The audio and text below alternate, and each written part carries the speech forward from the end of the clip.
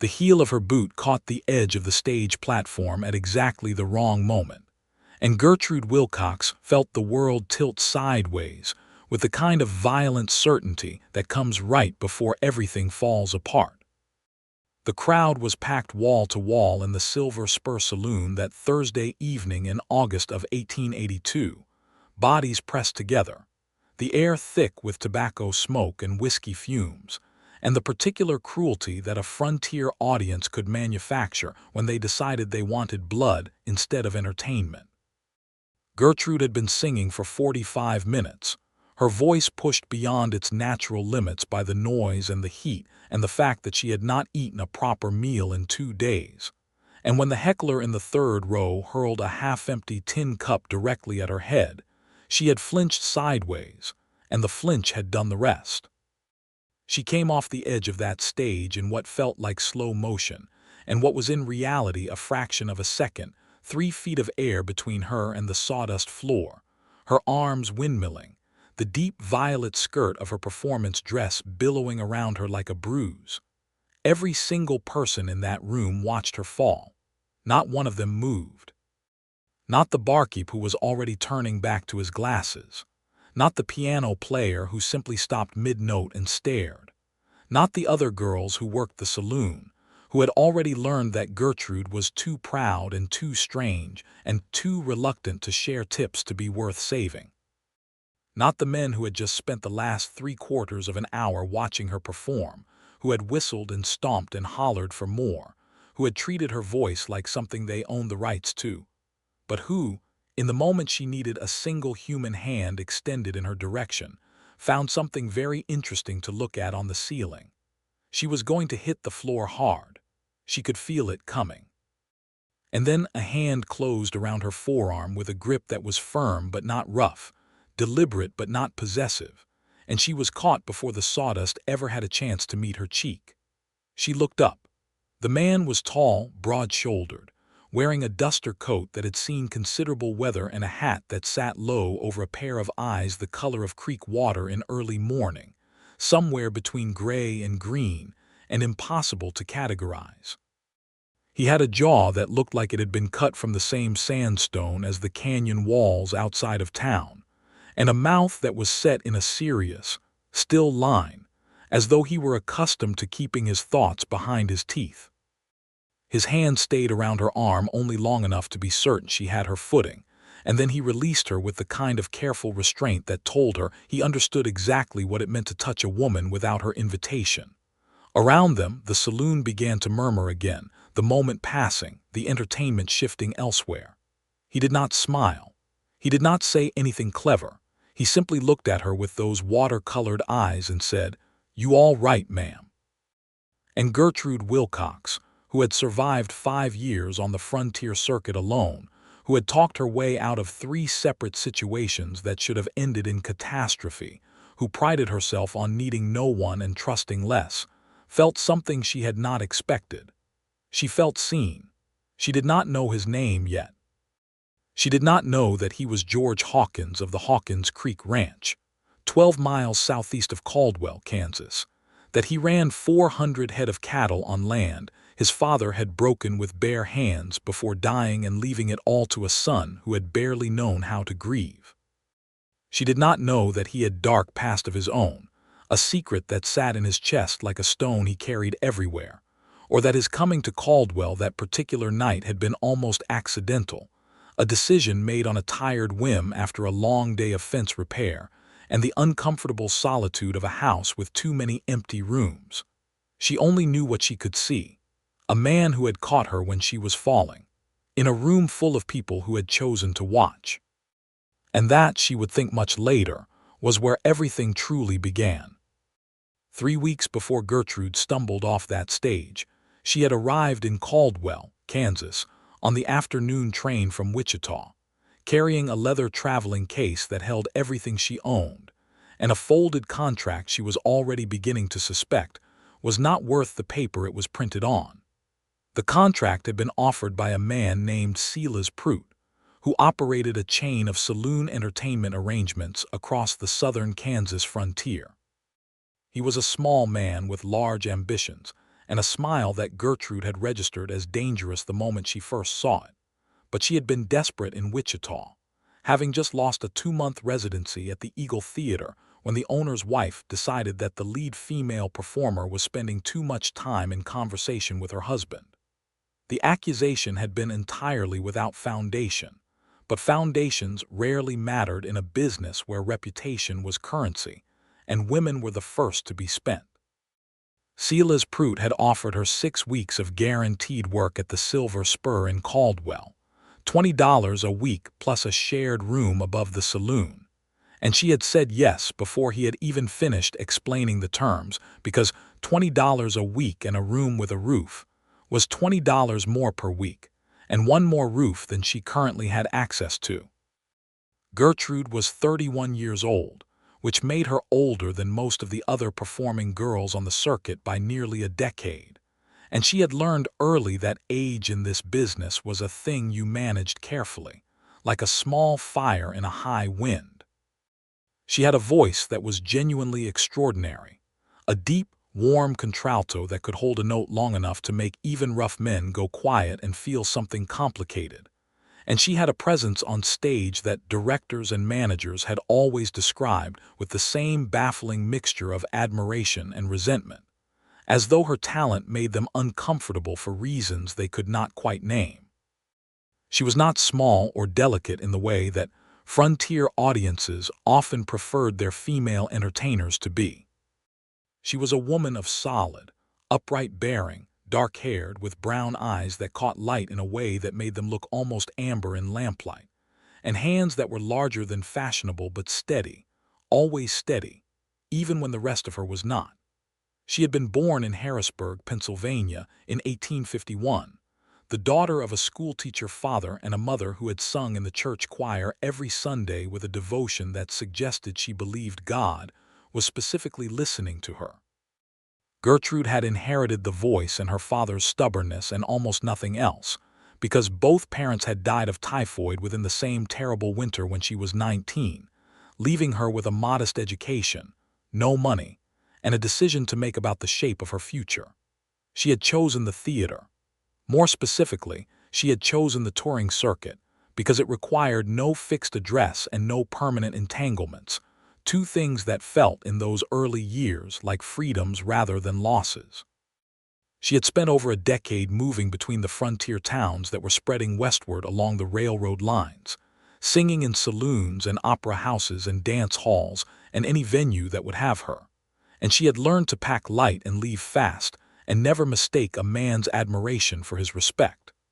There had been one man early on, a theater manager in Abilene named Porter Wells, who had made her believe, for almost a year, that she had found something worth staying for. Porter had been charming and intelligent, and had seemed to genuinely love her voice in the way that some people loved beautiful things, which she had eventually understood was different from loving the person who possessed the thing. When he had married a cattle baron's daughter and offered Gertrude a settlement of $50 and a very sincere apology, she had taken the $50 and learned to carry the lesson quietly, in the place where she kept all the lessons that had cost the most. By the time she arrived in Caldwell, she had been alone for 9 years, and she had convinced herself, through the accumulated weight of repetition, that she preferred it that way.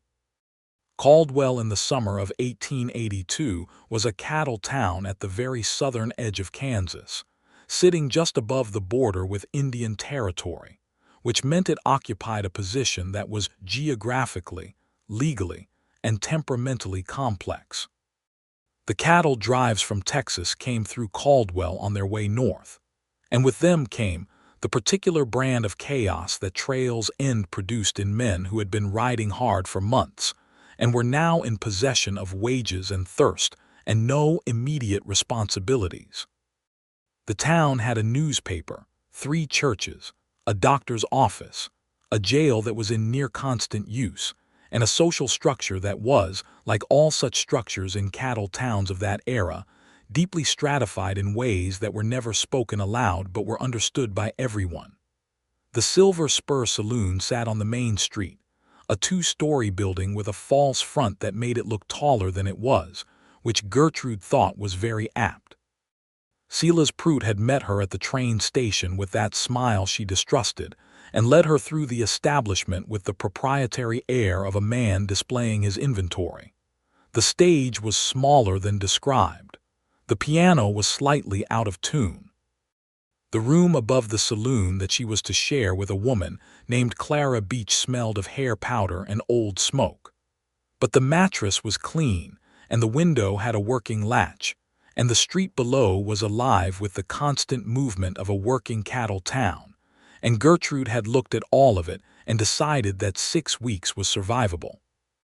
Clara Beach had turned out to be 24 years old and deeply ambitious in the specific way of a young woman who has understood very early that her situation requires strategic thinking.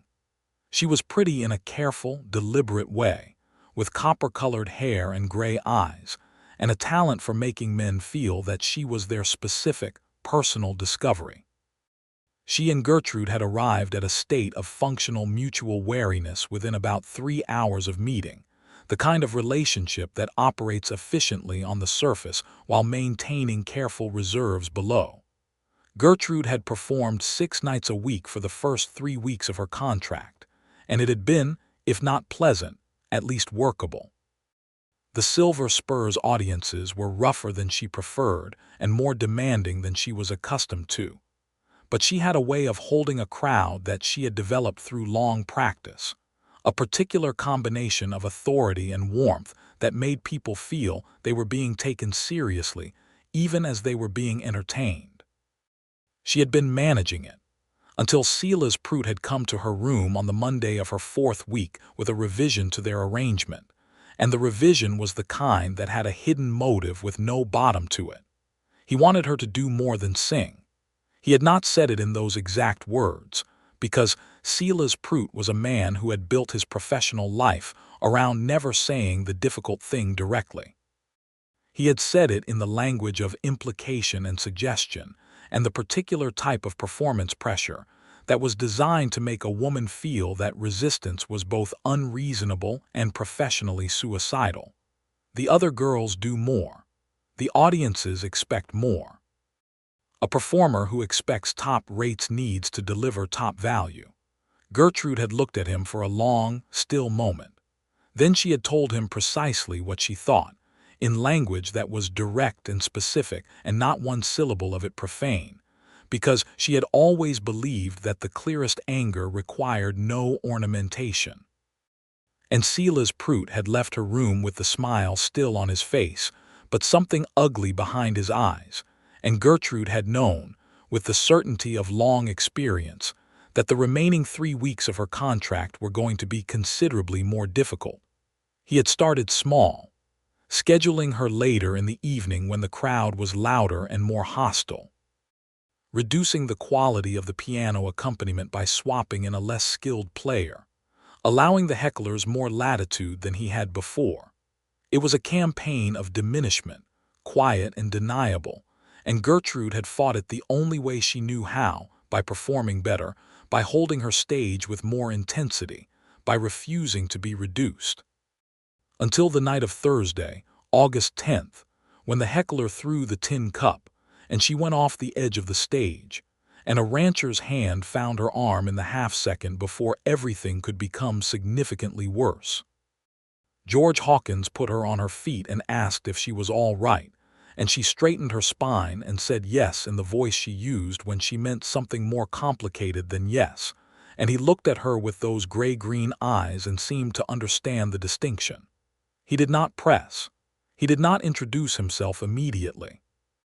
He stood beside the edge of the stage while she gathered the remaining scraps of the evening's dignity around her and made her way to the small side room that served as a performer's dressing area. And when she came out 10 minutes later, having changed from her performance dress into a simpler day dress of dark blue cotton and repinned her hair, he was still there, leaning against the wall with his hat in his hands, waiting with the patient, unhurried quality of a man who understood that some things were worth the time. "George Hawkins," he said when she approached.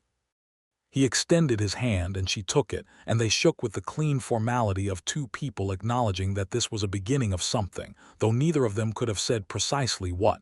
"Gertrude Wilcox," she said. "I know," he said. "You're the singer." "I am," she said. "That man had no right to throw anything at you," he said. "I told him so after you left the stage." She looked at him with sharper attention. "What did he say?" "Nothing that bears repeating," George said. "And nothing he's likely to say again for at least a week."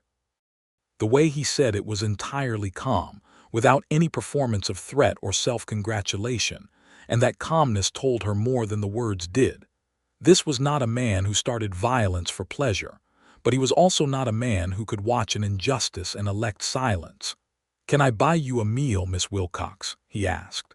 "There's a decent eating house 2 doors down that stays open late on account of the cattle trade." She should have said no. She almost always said no to invitations from men she had met in saloon contexts, because the invitation itself was almost always the first step in a conversation that had a destination she did not wish to reach. But something in the economy of his manner, the absence of performance, the way he had waited without presuming, made her say yes instead. And so they went to the eating house, which was called Murphy's, and which served a reasonable beef stew and fresh bread, and they sat across from each other at a small table near the window, and they talked for 2 hours in the way that people talk when they are genuinely interested in each other but too cautious to say so directly. George told her he ran the Hawkins Creek Ranch, southeast of town, that he had inherited it from his father 7 years ago, that it ran beef cattle and a modest horse operation, that it required more labor than one man could responsibly manage and more capital than it currently produced, and that he came to Caldwell perhaps once a fortnight for supplies and the occasional evening out, which was how he came to be in the Silver Spur on a Thursday. He spoke about the land with a quality in his voice that she recognized as a particular kind of love, the sort that contains obligation and anxiety alongside the tenderness, the sort you feel towards something you did not choose but cannot imagine giving up. She told him she was a touring performer, had been for 12 years, that she was currently in the 4th week of a 6-week contract at the Silver Spur, that she was from Pennsylvania originally, that she was 31 years old and had been taking care of herself for a long time and was very good at it. He was 34, he said. He had grown up in Kansas, had never gone east, had been to Wichita twice, and considered it overcrowded. She laughed at that. It was a real laugh surprised out of her, and she watched him register it with a small change in his expression that she could not quite categorize but that she noticed.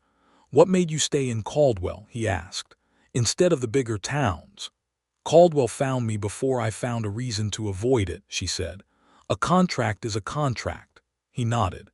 He understood contracts and their binding nature. He said he had signed papers for a substantial bank loan 2 years ago to cover infrastructure repairs after a barn fire, and that the weight of that paper was something he thought about most mornings before he had fully remembered what year it was. That he told her this, the specific shape of a financial vulnerability, rather than managing his image in the usual masculine way of frontier men, struck her as unusual. Either he was very careless or very honest, and nothing else about him suggested carelessness. "You're not what I expected," she said before she had entirely decided to say it. "What did you expect?" he asked. "I'm not sure. Something with more performance and less substance." He looked at his coffee cup for a moment. "I was told I was unreadable once by someone who knew me well." "Who said that?" The careful stillness came back into his face. "My wife," he said. "She died 4 years ago, fever." The words landed in the space between them, and Gertrude felt the weight of them, not with awkwardness but with the specific gravity of understanding. She said she was sorry, and she meant it in the way you mean something when the loss is real and the sympathy is not a performance. "Her name was Margaret," he said. "She was from Missouri. She hated the Kansas wind." He paused. "She was right to hate it. It never lets anything alone." Gertrude looked out the window at the dark Main Street. The wind was moving the dust in little spirals under the lamp posts. "Nothing good does," she said, and he looked at her with an expression she would think about later, when she was back in her narrow, shared room with Clara sleeping on the other side of the curtain, and the sounds of the saloon below beginning to quiet. He walked her back to the Silver Spur. They stood outside the side entrance in the warm night air, and he put his hat back on and said that he hoped she would be performing again on Saturday, and she said she would be, and he said that he would try to come, and she said that would be fine, and they spoke with the careful indirection of two people who are both saying considerably more than the words contain. She went upstairs. She lay in the dark for a long time. She did not think, she told herself, about the color of his eyes. He came on Saturday. He sat in the same spot he had occupied on Thursday, at a table near the far wall, away from the worst of the noise, and he watched her perform with the attentiveness of a man who was genuinely listening, not simply waiting for the next pause between songs. She was aware of him in a way that she registered as potentially inconvenient, and then, because she was honest with herself even when honesty was unwelcome, as something closer to electric. After the performance, he waited again. They walked to Murphy's again. This became, in the 2 weeks that followed, a Thursday and Saturday ritual, the kind of thing that acquires the quality of ceremony through repetition, and ceremonies have a way of meaning more than they were initially intended to. He told her about the ranch in more detail, about the daily work of it, the fence riding and the cattle doctoring, and the seasonal rhythms of branding and roundup, the brutal arithmetic of weather and market prices, and the particular vulnerability of a cattle operation to forces that no amount of individual skill could control. About his father, whose name had been Thomas, who had been a hard man in the way that the frontier often required, and a distant man in the way that some hard men became, who had built the ranch through sheer accumulated stubbornness, and left it to George with a set of papers and almost nothing else in the way of guidance, as though the transfer of a property was also the transfer of all the understanding needed to run it. George had been 27 when his father died, and he had been learning what he did not know ever since. She told him more, too, about the years on the circuit, about the careful management of a life that had no fixed address, the way you learn to carry your important documents in a waterproof case and your money in a hidden pocket and your heart in a place with a very good lock. She told him about Porter Wells, not the sentiment but the shape of the lesson, and he listened without the kind of sympathy that is actually pity in disguise. "You're careful," he said. "I've had to be," she said. "I understand that," he said. "I've had to be too, for different reasons." "What reasons?" she asked. He was quiet for a moment. Outside, a horse and rider passed the window, moving quickly. "I'll tell you," he said. "Not tonight, but I will." She accepted this. She was not afraid of deferred honesty. She was afraid of the kind that never arrived at all. On the following Tuesday, 3 days before her contract was due to expire, Silas Prout came to her room again. This time, he brought a revised contract. The revision extended her stay by 4 weeks at the same terms. On the surface, it was a reasonable offer. Below the surface, it was a trap, because attached to the revised contract were new performance requirements that had not been in the original, framed in language that was deliberately ambiguous, and that, Gertrude recognized immediately, had been written to be interpreted in whatever direction Prout found most advantageous on any given occasion. He stood in the doorway of her room with his large small smile and his eyes that were assessing, rather than seeing, and he told her that the audiences loved her, and the extension would benefit them both, and that the new terms were simply a modernization of the arrangement to reflect current market conditions. "What it reflects," Gertrude said, "is that you want more control and you're using paper to take it." Prout's smile did not change, but something behind it did. "You're a difficult woman to work with, Miss Wilcox." "I'm a specific woman to work with," she said. "There's a difference." "Your contract expires Friday," he said. "If you don't sign the extension, you'll need to find other accommodations. There's a room shortage in Caldwell at the moment. Cattle season." It was a threat wrapped in practical information, which was Prute's preferred weapon. He was right about the room shortage. She had looked. She had been quietly looking for a week, because she had known since the Monday of the fourth week that the contract renewal would come with these kinds of strings attached. She had not found a solution yet. "I'll think about it," she said, because declining without an alternative ready was strategically weak. Prute left, and Gertrude sat on the edge of her bed and looked at the wall and thought about the shape of her options, which were, in that moment, uncomfortably narrow. Clara came in from downstairs later that evening, smelling of perfume and men's tobacco, and saw Gertrude sitting in the lamplight with the revised contract in her hands. "He finally brought that, did he?" Clara said, with the tone of someone who has known something was coming and elected not to mention it. Gertrude looked at her. "You knew about this?" "I heard things," Clara said, carefully settling herself at the small dressing table. "I always hear things." "What things, specifically?" Clara was quiet for a moment, watching herself in the mirror with the particular focus of a woman arranging her expression before she speaks. "He wants you out," she said finally. "You're too much trouble for what he's willing to pay a woman who only sings. If you sign the new contract, you'll be signing away more than you think. And if you don't, he'll make sure you can't find work anywhere in Caldwell or the surrounding counties. He has those arrangements." Gertrude folded the contract with precise, deliberate movements. "Why are you telling me this?" Clara turned from the mirror and looked at her directly, with something that was closer to respect than Gertrude had expected from her. "Because you're the only person in this building who has never pretended this situation is anything other than what it is," she said. "And that is a rare thing." It was not friendship precisely, but it was honesty, and Gertrude took it as such. On Thursday, she performed her last contracted performance at the Silver Spur with everything she had, because that was the only way she knew how to do anything. She sang 4 songs and an encore, and the audience that had been cruel 2 weeks ago was standing and calling for more, because whatever Silas Prute thought about the relative value of different types of performance, a genuinely extraordinary voice was still an extraordinary voice. George Hawkins sat at his table near the far wall and watched all of it. Afterward, at Murphy's eating house, over the beef stew that had become a kind of ritual punctuation between their weeks, she told him what she was facing. She told him about the contract, about Prute's ultimatum, about the room shortage, about the professional threat.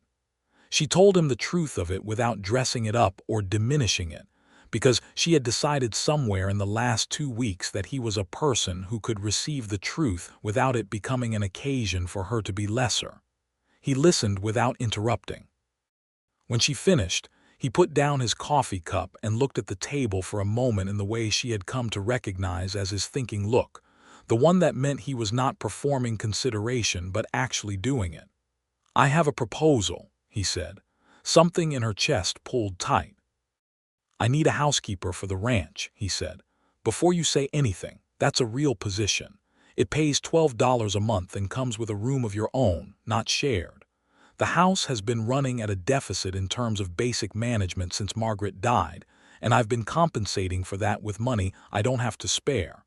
I've been meaning to address it for 2 years and finding reasons not to." Gertrude looked at him carefully. "That's a very specific offer for a very specific problem." "It is," he said. "What are you not saying?" He met her eyes. He had the direct way of looking at her that she had decided early on was one of the most honest things about him, the fact that he did not avoid the moment of actual contact. "I'm not saying that I've spent the last 2 weeks looking forward to Thursday and Saturday in a way that doesn't have much to do with housekeeper practicalities. I'm trying to offer you something that makes sense on its own terms, regardless of anything else, because you deserve the choice to be clean and practical if that's what you want." The room was quiet around them. At the counter, someone was paying for a meal. Outside, the wind was doing its constant Kansas thing. "What if it's not what I want?" she said quietly. He was still for a moment. "Then I'd like to know what you do want." It was the most precisely correct thing anyone had said to her in a very long time. She moved her few possessions out of the Silver Spur Saloon on Saturday morning, before Sela's Prout was awake to manage the optics of it. Clara helped her carry the traveling case down the stairs and said goodbye with the pragmatic warmth of a woman who has learned not to invest too heavily in departures. Gertrude pressed $2 into her hand, which was more than she could spare, and Clara accepted it without argument, which was all the acknowledgement either of them needed. George had arranged for her to have a day to settle in before any practical responsibilities began, which she appreciated with a specificity that surprised her. The farmhouse at Hawkins Creek was a two-story structure of unpainted timber, functional rather than gracious, sitting on a low rise above the creek that gave the property its name. The surrounding land stretched in every direction in the flat golden way of the Kansas summer, enormous and indifferent and beautiful in the way that enormous indifferent things often are. The house had a front porch with 2 chairs and a view across the pasture that, in the late afternoon light, turned the color of something she did not have a word for. He showed her to her room, which was on the 2nd floor at the back, smaller than the main bedroom but with an east-facing window that she could see immediately would catch the morning light. There was a proper bed, a washstand, a small wardrobe, and a writing table. He had put a pitcher of fresh water on the washstand and a clean towel folded beside it, and she understood from these small preparations that he had thought about her arrival, and the understanding did something warm and uncomfortable to the careful architecture of her interior distances. "There are 2 hired men," he said from the doorway. "Eli and Patch. They sleep in the bunkhouse. They'll mind their business if they know you're under this roof. And if they don't, then they'll find other employment," he said, simply and without drama. She unpacked her traveling case onto the shelves of the wardrobe while he went back to whatever the ranch required of him, which was always something. She stood at the east window in the late afternoon and looked out at the land, and she tried to determine what she was feeling and found that the answer was complicated in a way she did not entirely mind. The work of the house was not simple. The Hawkins Creek farmhouse had been managed by George's functional neglect for 4 years, and functional neglect in a working ranch house produced specific results. Gertrude spent the first 3 days conducting a systematic assessment of what needed doing and constructing a plan that was realistic in terms of what one person could accomplish, because she had learned early that the greatest damage was done by promising more than you could deliver. She was not a professional housekeeper, but she was organized and physically capable, and had spent 12 years maintaining her own conditions in circumstances considerably more challenging than a well-built farmhouse with a functioning kitchen stove. She cooked. She cleaned.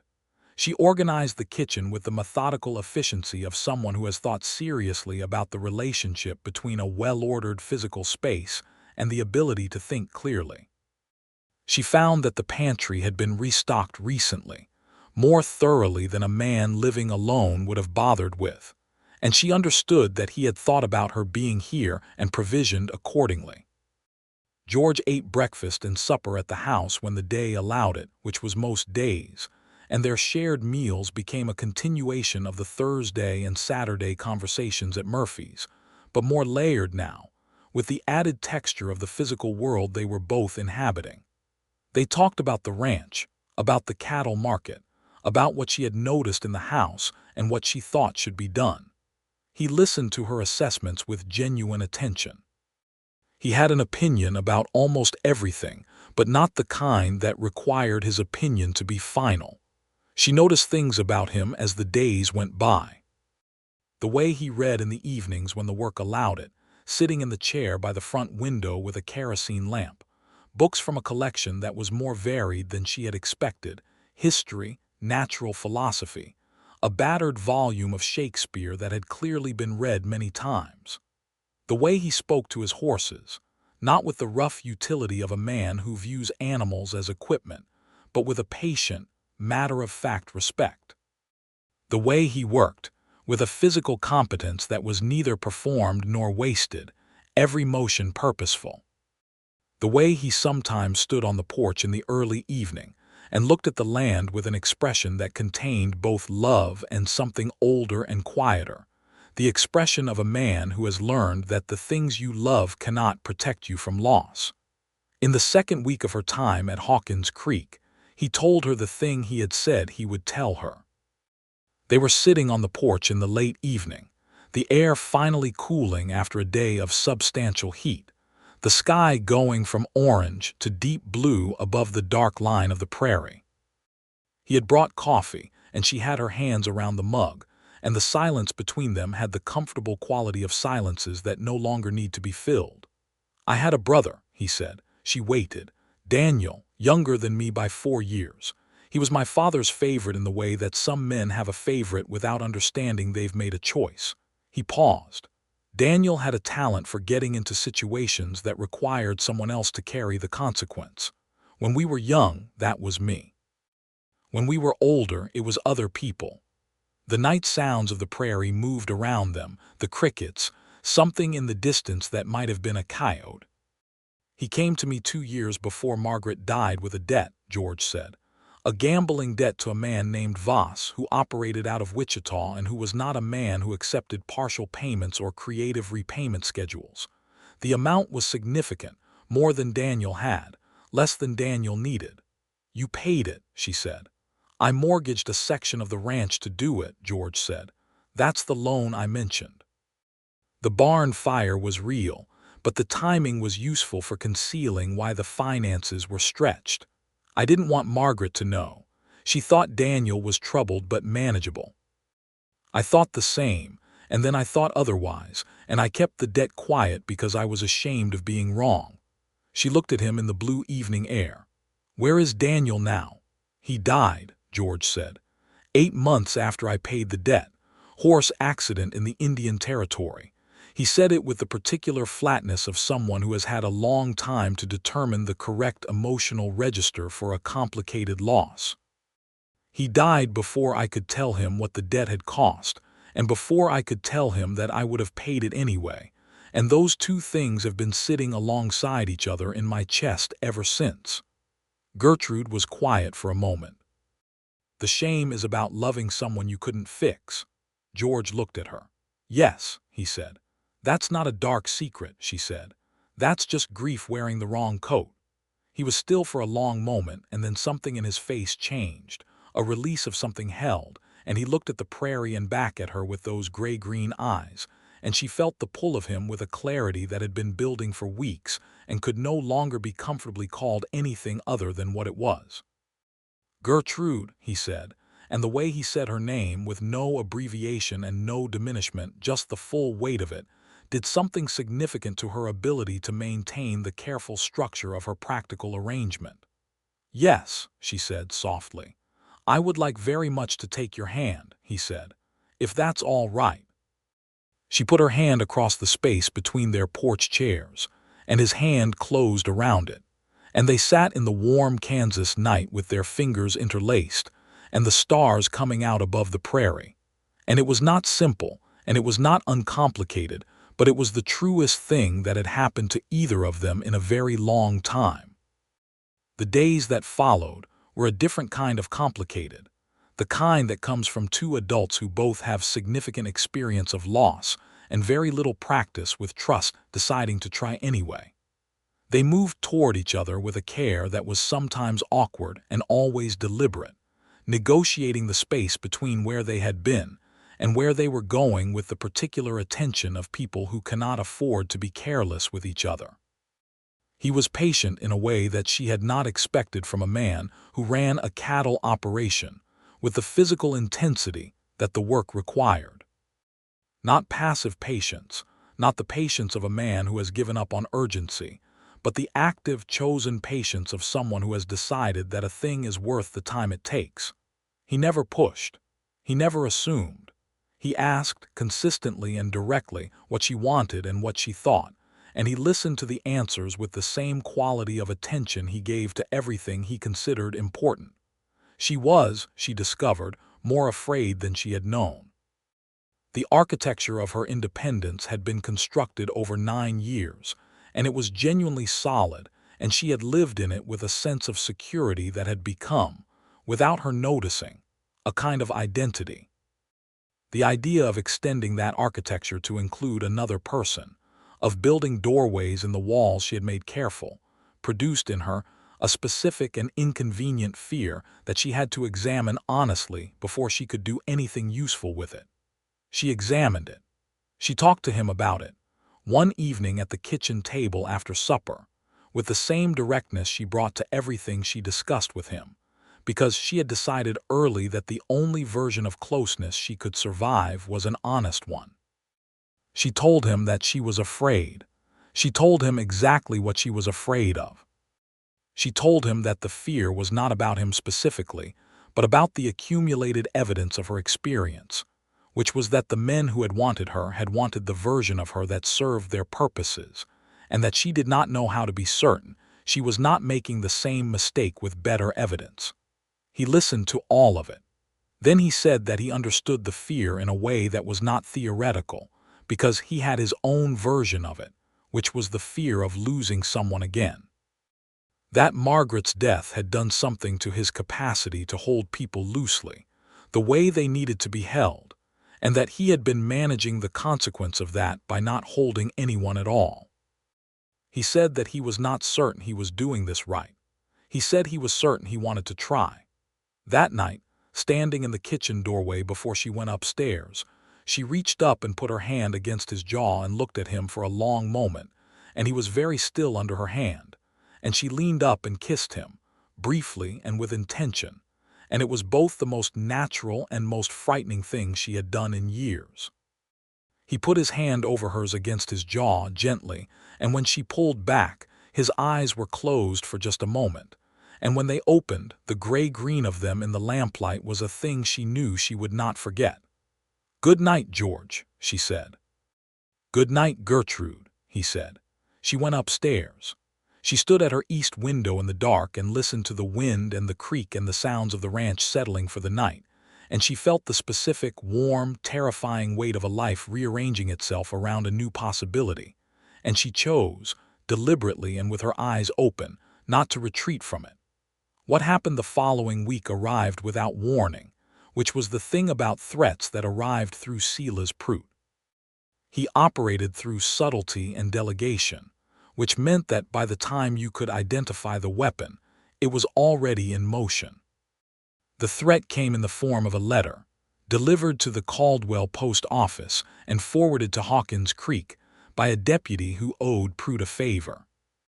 The letter was addressed to George, and it was signed by a man named Elroy Vance, who was the regional representative of the Kansas Cattle and Land Association, and it stated that the association had received credible reports of a woman of uncertain professional reputation living on the Hawkins Creek property in an arrangement that was inconsistent with community standards, and that the association had concerns about the character implications for the Hawkins Creek brand in light of pending discussions about association membership and related market access. George read the letter at the breakfast table. Gertrude watched his face as he read it. She had learned to read his face well enough to understand when something had moved behind the stillness of it, and what she saw now was a particular kind of controlled fury that was more serious than noise. He put the letter down on the table and looked at her. "Do you know a Silas Prout?" he asked. "Yes," she said. He handed her the letter. She read it. She understood immediately. "This is Prout's work," she said. "He doesn't have the standing to go to the association directly, but he has enough connections to plant the seed and let someone else water it.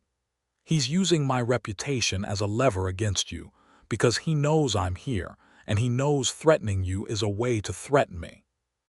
He's doing it because he's a man who punishes women who tell him no," George said. His voice was level, his eyes were not. "Yes," she said, "he is."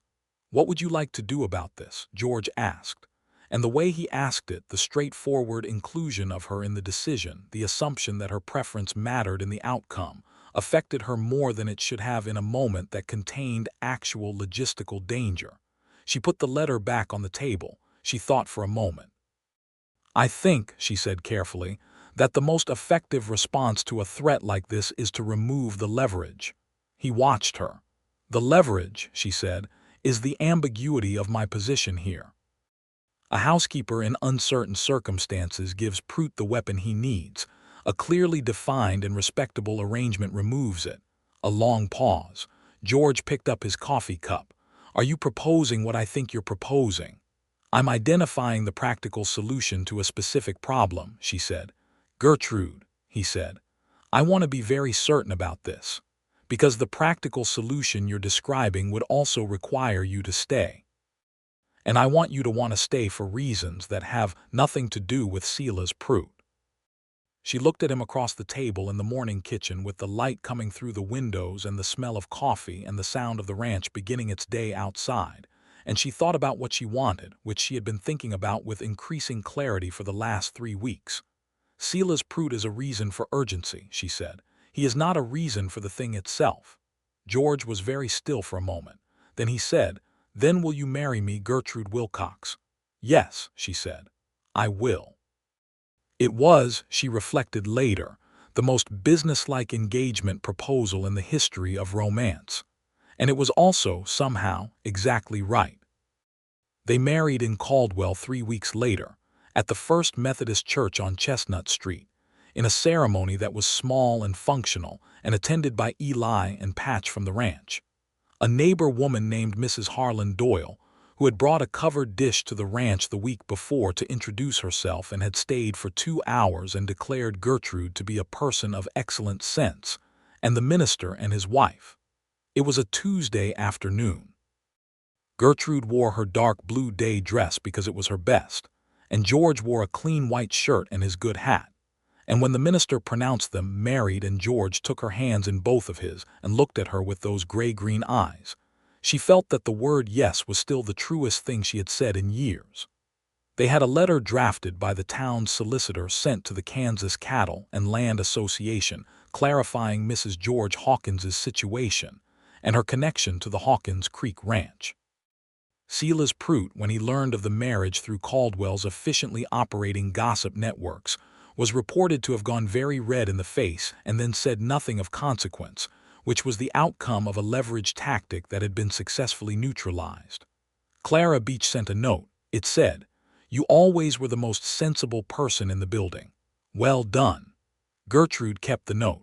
She put it in the small box where she kept things that mattered. The weeks that followed the wedding were a revelation of a specific kind, the kind that comes from discovering that 2 people who have both developed highly functional lives of independent operation can, with patience and generosity, learn to share a space in a way that makes both of them more rather than less. It was not without friction. They disagreed about the household finances and argued with precision and heat until they reached a system that satisfied both of them. They had a significant conflict in October over whether to take out a second bank loan to purchase additional grazing land that came on the market, Gertrude arguing for caution, George for expansion, and they spent 2 evenings in rather tense but ultimately productive discussion before arriving at a compromise that involved a smaller purchase at better terms than the original offer, which George negotiated by returning to the seller with a counteroffer that was Gertrude's idea. He told her so when he came home from town, and the way he said it, the straightforward attribution of credit, was another small revelation.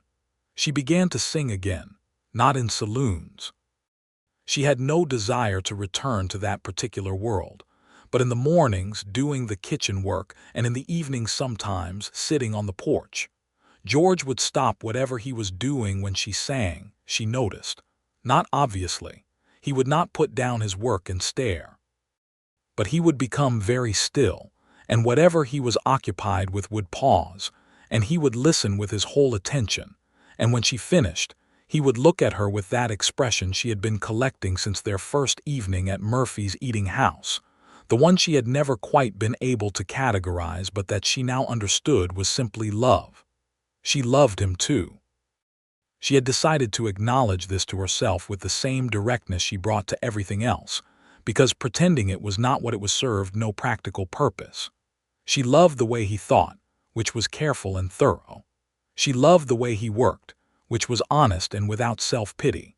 She loved the way he treated her, which was with the steady, particular attention of someone who had chosen to see her fully and found the full view not only bearable but specifically important to him. She loved his patience and his controlled passion, and the way he sometimes put his hand at the small of her back when they walked, with a tenderness so habitual it had already ceased to be deliberate. She loved him, and it was not the love of a woman who has confused love with need or who has mistaken admiration for understanding. It was the love of a 31-year-old woman who has seen enough of the world to know the difference between what glitters and what holds, and who has found, against the considerable evidence of experience, that holding is possible. That winter, she found that she was expecting a child. She told him on a January morning when the ground was frozen, and the sky was the blank white of Kansas winter, and the kitchen was warm with the stove she had developed a deeply practical affection for. She told him directly, because she did not know another way to tell things, and she watched his face change with a completeness she had not seen before, all the usual careful containment of his expression simply gone, replaced by something that was entirely open and entirely glad. He sat down at the kitchen table as though his knees had made a unilateral decision. He put his face in his hands for a moment. When he looked up, his eyes were bright. "Gertrude," he said. "Yes," she said, "I know." He stood up and came to her, and held her with the careful strength of a man who is fully aware of the trust that has been placed in his arms, and she rested her head against his shoulder and felt the beating of his heart and the warmth of the winter kitchen and the impossible, specific rightness of where she was. The pregnancy was not easy. She was 31, which was not young for a first child in 1883, and the Kansas winter was severe that year, and there were weeks of illness in the middle months that she managed with the same systematic determination she brought to everything, making lists of what she could eat and what she could not, and regulating the household operations to compensate for the days when she was not at full capacity. George adjusted the demands he placed on her without being asked, taking over tasks she had been managing without comment, and when she told him he did not need to treat her as though she were made of glass, he said that he was not. He was simply responding to what was needed, which was accurate and therefore not something she could argue with.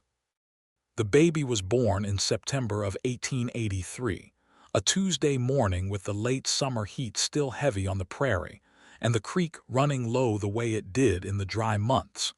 The doctor from Caldwell made it to the ranch in time, and Mrs. Harlan Doyle had come 2 days earlier to help prepare and had been absolutely indispensable in the way of a woman with considerable practical experience of childbirth. And after an 8-hour labor that tested the full extent of Gertrude's relationship with her own stubbornness, a boy came into the world at 10:30 in the morning and announced himself with a voice that Gertrude recognized, even in her exhausted state, as one that would eventually need considerable management. George came into the room and sat on the edge of the bed and held the baby with the focus of a man encountering something he has no prior framework for, which was the correct response to encountering something that's small for the first time. He looked at the child for a very long time without speaking. The child looked back with the unfocused, ancient expression of newborns that has always seemed to Gertrude to suggest that they arrived with considerably more information than they let on. "Thomas," George said finally. After his father, Gertrude looked at the side of his face.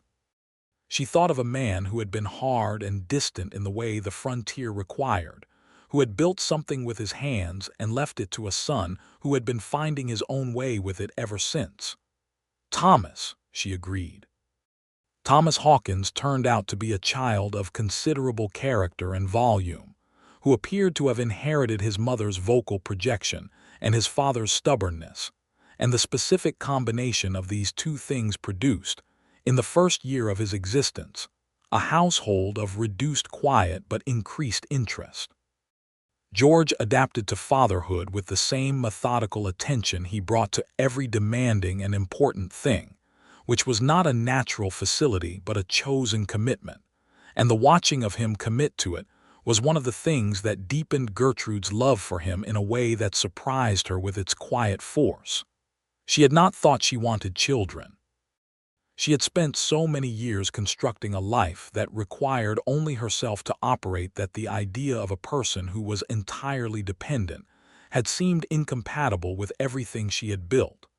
But Thomas, specifically, was a revelation of the same kind that George had been. A discovery that the thing she had decided was not for her was, in fact, specifically for her, just not in the form she had imagined. In the spring of 1884, something happened that required both of them to exercise the full extent of what they had built together. A man arrived at the ranch, unannounced, on a Thursday afternoon when George was out with Eli repairing a section of fence along the property's northern edge. The man was well dressed in the way that men with financial interests in frontier property tended to dress, which was with a kind of calculated precision, not wealthy but aspiring, the clothes as an argument about who a person intended to be. He introduced himself to Gertrude at the front door as Mr. Arthur Coyne, and he said he was representing a land acquisition company based in Kansas City, and that he had an offer to present to Mr. Hawkins regarding the Hawkins Creek property. Gertrude looked at him with the specific quality of attention she reserved for situations that required careful reading. "Mr. Hawkins is not available at the moment," she said. "I'm Mrs. Hawkins. What is the nature of your offer?" Mr. Coyne seemed to recalibrate slightly. "I would prefer to discuss the details with Mr. Hawkins directly," he said. "Mr. Hawkins and I manage the business of this ranch together," Gertrude said. "I'm familiar with all the financial arrangements. If your offer is genuine, you'll lose nothing by discussing it with me now." Coyne hesitated, then produced a document from his coat and presented the outline of the offer. The Kansas City Company wanted to purchase the eastern section of the Hawkins Creek property, roughly 300 acres of good grazing land that bordered the creek. The price offered was fair on its surface, possibly even generous. Gertrude read the document carefully. She asked 3 specific questions about the terms, 2 of which Coyne answered and 1 of which he deflected, and the deflected question concerned the company's intentions for the land following purchase. She noted the deflection. She thanked him for the offer and told him that she and Mr. Hawkins would discuss it and respond within the week, and she did not offer him coffee or an extended stay. When George returned in the evening, she told him about the visit and showed him the document and told him about the deflected question. He read everything carefully. "I know what they want it for," he said. "There's a railroad spur being planned through that section. Has been discussed for a year but not publicly confirmed. If they purchase the land before the announcement, they can hold it for resale at a considerable markup. So the offer is fair for grazing land but not for land with a railroad coming through it," she said. "Yes." "Then we decline," she said. He looked at her with a slight smile. "I was going to say the same thing." "I know you were," she said. "I'm just faster." He laughed, which was a sound she had worked to earn and continued to find exceptionally satisfying every time it arrived. They wrote a polite but firm refusal and had it sent to Kansas City, and Mr. Coyne did not return. And the following year, when the railroad spur was publicly announced, and the land values in that section increased by a substantial margin, the decision paid for itself in ways that cleared the remaining bank loan and gave them operating capital that made the summer of 1885, the first year, the Hawkins Creek Ranch finished in genuine financial comfort. Thomas was walking by then, with the aggressive determination of a small person who has identified movement as his primary project, and the ranch in summer with a walking toddler required a constant and distributed attention that George managed by simply bringing Thomas with him on the shorter portions of his daily work, which produced an image that Gertrude had taken to carrying in her mind, with the same protective care with which she kept Clara's note in her small box. A tall man in a duster coat and a hat, walking the fence line with a small boy on his shoulders, the boy's hands in the hatband, the man's hands steady at the small ankles. Gertrude herself had found a new arrangement with her singing. Mrs. Harlan Doyle, who had a considerable social network in Caldwell and the surrounding ranching community, had organized a series of monthly musical evenings at the Caldwell Women's Charitable Society, which raised money for a school fund and a medical fund for families who could not afford the doctor's fees. These evenings were held in the church hall and attended by the respectable community of the town in numbers that suggested the respectable community was genuinely hungry for music of quality, which Gertrude had always believed and which it was gratifying to see confirmed. She performed at these evenings with deep pleasure, not the managed pleasure of a professional fulfilling a contract, but the genuine, uncomplicated joy of a voice being used for something it loved in the company of people who appreciated it. George came when the ranch allowed, and she was always aware of him in the audience with that particular alert attention of his, and she would sing differently when he was there, she noticed. Not better, precisely, but differently. As though the fact of being seen by him gave the music an additional dimension. She was pregnant again when Thomas was almost 2, and this time the pregnancy moved more easily, perhaps because she was less afraid of what she was doing. And in the early months of 1886, a daughter arrived, quieter than her brother had been at birth, with enormous dark eyes that looked at the world from her first moments with an expression of considered assessment that made Gertrude laugh despite the exhaustion of the previous several hours. George held the girl while Gertrude rested, and he sat in the chair by the window, and the daughter looked at him with her considering eyes, and he said, very quietly, in the way he said important things, "Eleanor." Gertrude said yes without opening her eyes. Eleanor Hawkins was a different proposition than Thomas in every way. Where Thomas was loud and physical and forward-moving, Eleanor was observant and deliberate and possessed of a quality of stillness that, in a child barely old enough to sit, was already unmistakably specific. She watched everything. She was particularly interested in Gertrude's singing, from the very earliest age, and would become completely quiet and focused in a way that no other stimulus produced, her dark eyes tracking the sound with an attention that reminded Gertrude, with a warm ache, of her father. Thomas adored Eleanor with the complete, proprietorial love of a young child who has been the center of the world and has decided, after some reflection, that he does not actually need to be the center anymore as long as he remains in the picture. He appointed himself her primary guardian and took this responsibility with the seriousness of a person of 3 years old who has fully committed to an enterprise, which was both touching and occasionally an obstacle. The ranch continued to grow. With the financial pressure of the bank loan lifted, George was able to make improvements he had been planning for years: better infrastructure, expanded grazing capacity, a properly organized horse operation that became, over the next several years, a significant part of the ranch's income. Eli and Patch stayed, and 2 additional hands were hired in the busy seasons, and the Hawkins Creek Ranch developed a reputation in the Caldwell area as a property that was well managed, reliably operated, and run by people who kept their word, which is the most important commercial reputation in any cattle community. In the summer of 1887, Gertrude encountered Silas Prout for the first time since leaving the Silver Spur. She was in Caldwell for the weekly supply run, Thomas at her side in the way he always insisted on accompanying her anywhere she would allow, Eleanor in a light basket carrier that Gertrude had adapted from a design she had read about in a Chicago periodical. She was coming out of the general store when Prout came out of the building next door. He looked at her. She looked at him. Thomas, sensing some quality of his mother's attention change, held her hand tighter. Prout was smaller than she remembered. Not physically, precisely, but in the way that people who have held power over you shrink when you have moved beyond the reach of it. He had the look of a man for whom the last 5 years had not been generous. The Silver Spur had changed hands.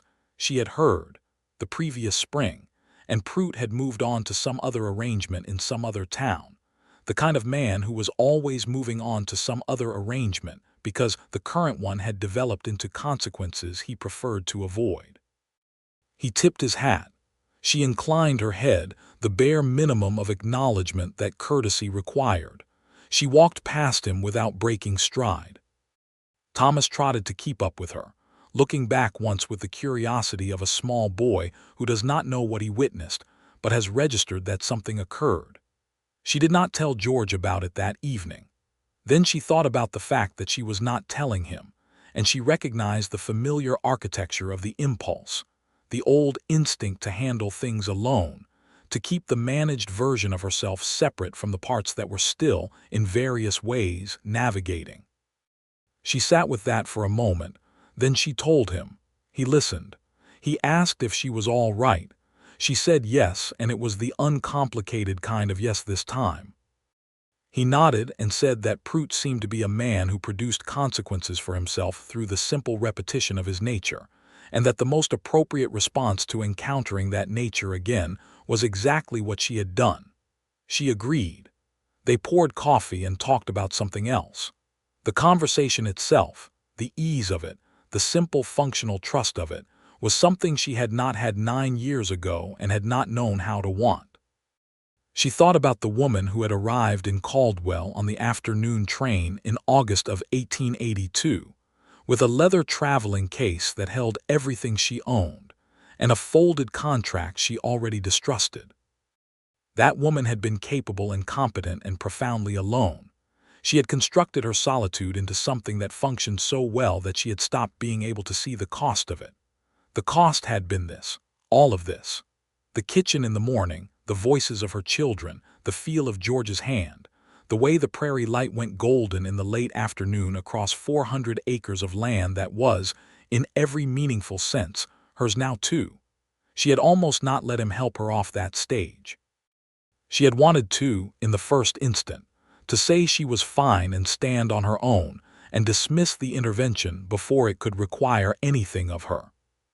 The hand had been there before she had time to make the decision, and she had taken it because the floor was coming, and the body makes its own calculations sometimes before the mind catches up.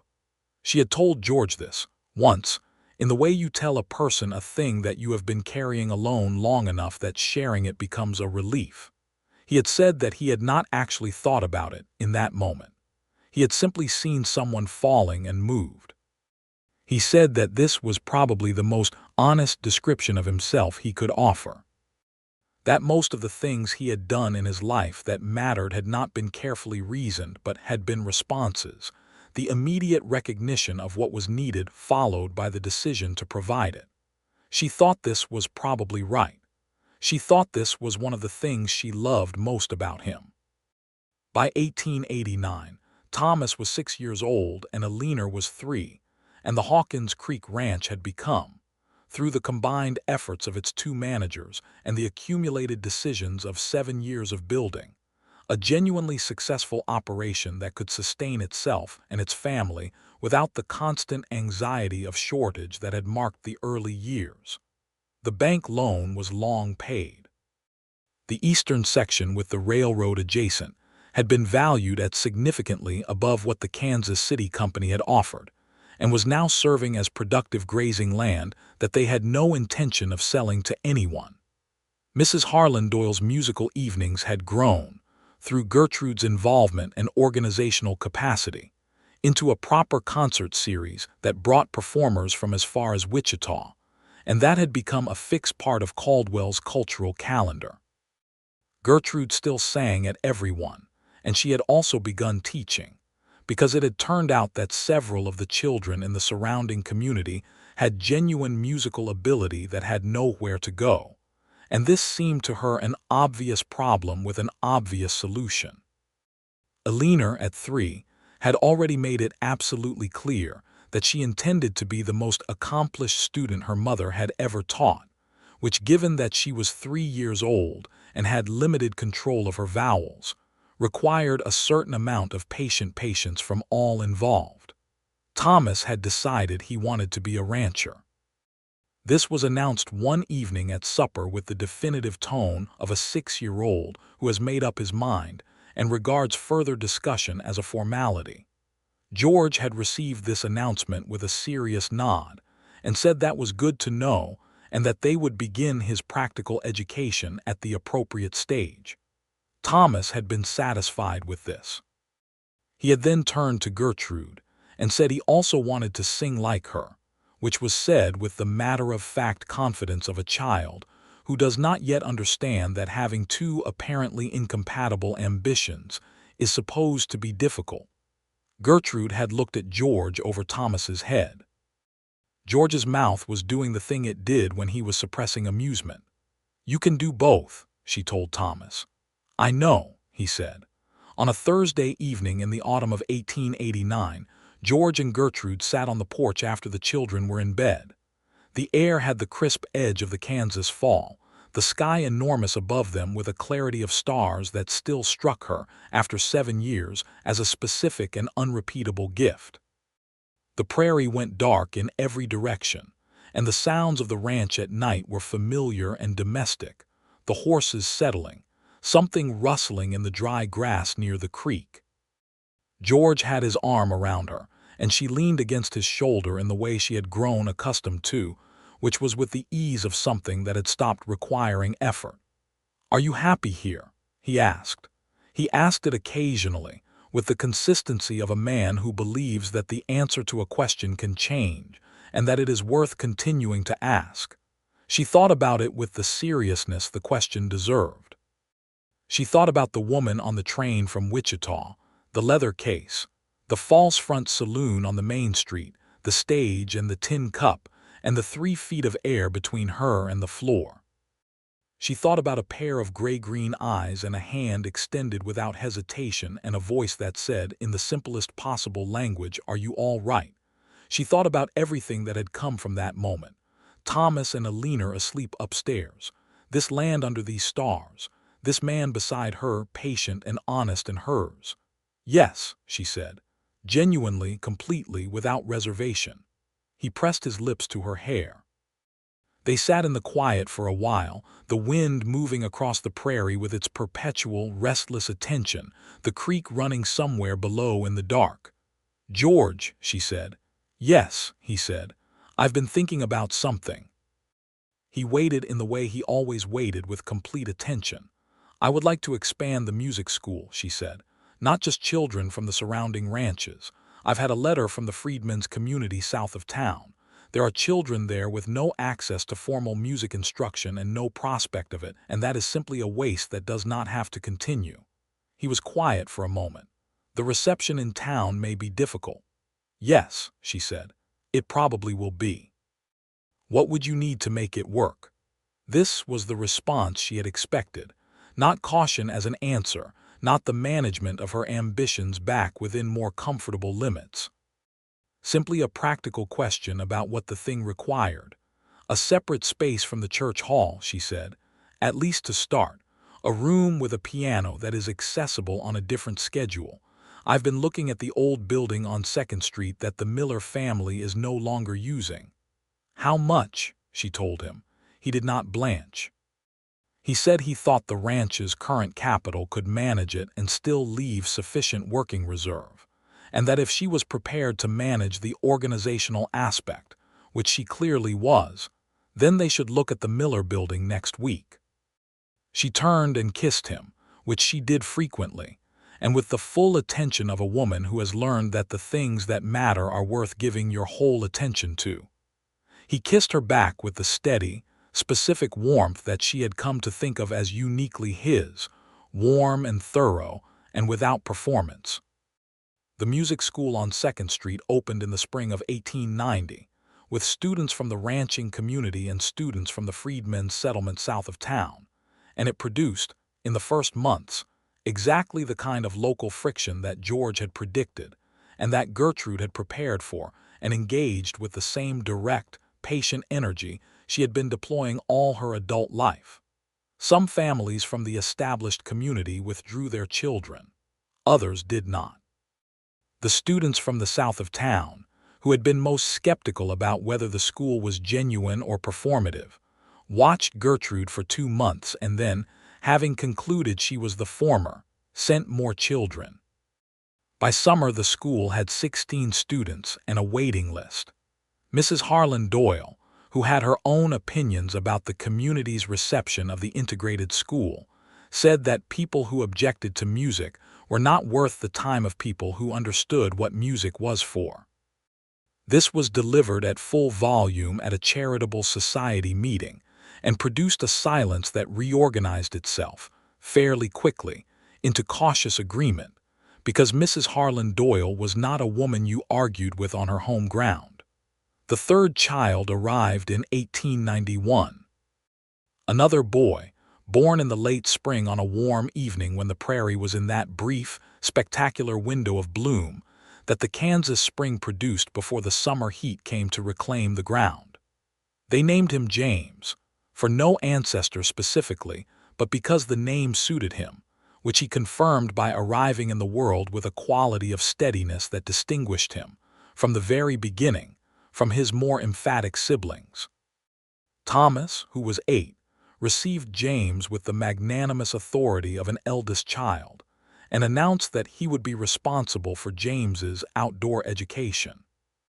Eleanor, who was 5, received James with the shrewd assessment of a person who has understood that a third sibling is unlikely to diminish her position, and might, in fact, serve as a useful ally in negotiations she had not yet identified.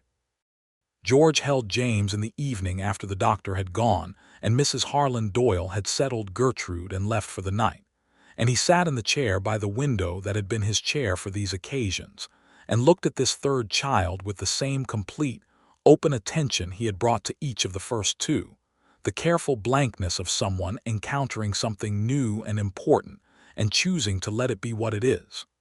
"Are you all right?" Gertrude asked from the bed, echoing the first thing he had ever said to her. He looked at her. His eyes were bright again, the way they always were at these moments, the careful containment entirely put aside. "Yes," he said, genuinely, completely, without reservation. She laughed. He smiled, that full, rare smile that she had worked to earn since the very beginning and that remained, after 9 years, exactly as worth it as it had always been. The ranch, the school, the children, the porch conversations and the kitchen table and the east window catching the morning light, the partnership that had been built from a hand extended in a saloon and a booth at an eating house, and the accumulated hours of 2 people choosing, every day, to be honest with each other. All of it had grown from that moment, that specific convergence of Gertrude's falling and George's moving without thinking, the way the best decisions are often not decisions at all but responses, the immediate recognition of what is needed followed by the willingness to provide it. She had performed her last saloon concert on a Thursday night in August of 1882 and gone off the edge of a stage in front of a room full of people who chose not to move. And in that room had been one man who had not made that choice, who had simply extended his hand because he understood, in some way that required no deliberation, that it was the correct thing to do, and she had taken it, against the habitual architecture of her independence, against the careful distance she had built and maintained for 9 years. She had taken the hand because the floor was coming and because something in her, something tired of being alone in the specific way you are alone when being alone has become the only story you tell about yourself, had recognized the offer as genuine and reached back. Everything else had been built from that. In the evenings, in the years that followed, she would sometimes stand at the east window of the farmhouse and listen to the sounds of the Hawkins Creek ranch settling into the night, Thomas doing something complicated and audible somewhere outside, Eleanor at the upstairs table with the deliberate focus of a child who has decided to be exceptional, James in the small room that was his with the quiet contentment that was simply his nature, George somewhere in the house, present and real and unfailingly himself. She would think about the trail of decisions and accidents and brave moments and assisted falls that had brought her to this window, to this life, to this specific and irreplaceable man. She would think about the woman on the train with the leather case and the distrusted contract, and she would feel for her the compassion you feel for an earlier version of yourself who was doing their best with what they had and did not know yet what was coming. And then she would hear George's step in the hallway, and she would turn, and he would come and stand beside her at the window, and they would look out together at the dark prairie, and the stars and the creek moving in the night, and she would feel the full, grounded, honest weight of everything that had come from Yes. The Silver Spur Saloon eventually burned down in 1895, an accident with a lamp and a curtain on a winter night when the building was empty, and no one was hurt, and Caldwell rebuilt the space as a hotel, which made more practical sense for a town that had grown past its cattle trail roughness into something more settled. Silas Prout had long since moved on to places unknown, and his name was mostly unremembered in Caldwell by the time the building that bore the weight of Gertrude's worst professional night was gone. The music school on 2nd Street thrived. By 1895, it had expanded into a second room and had produced 3 students who went on to formal musical education in larger cities, one of whom, a young woman named Rosa from the Freedmen's Settlement, became a celebrated church choir director in Kansas City and sent Gertrude a letter every Christmas without exception for 40 years, beginning always with the same words, "Because of you." Eleanor Hawkins, as predicted by her own early assessment of her potential, became a musician of genuine accomplishment, studying in Wichita and then in Chicago, and returning to Caldwell in her 20s to teach at the school her mother had founded, which was, by then, a formally recognized institution.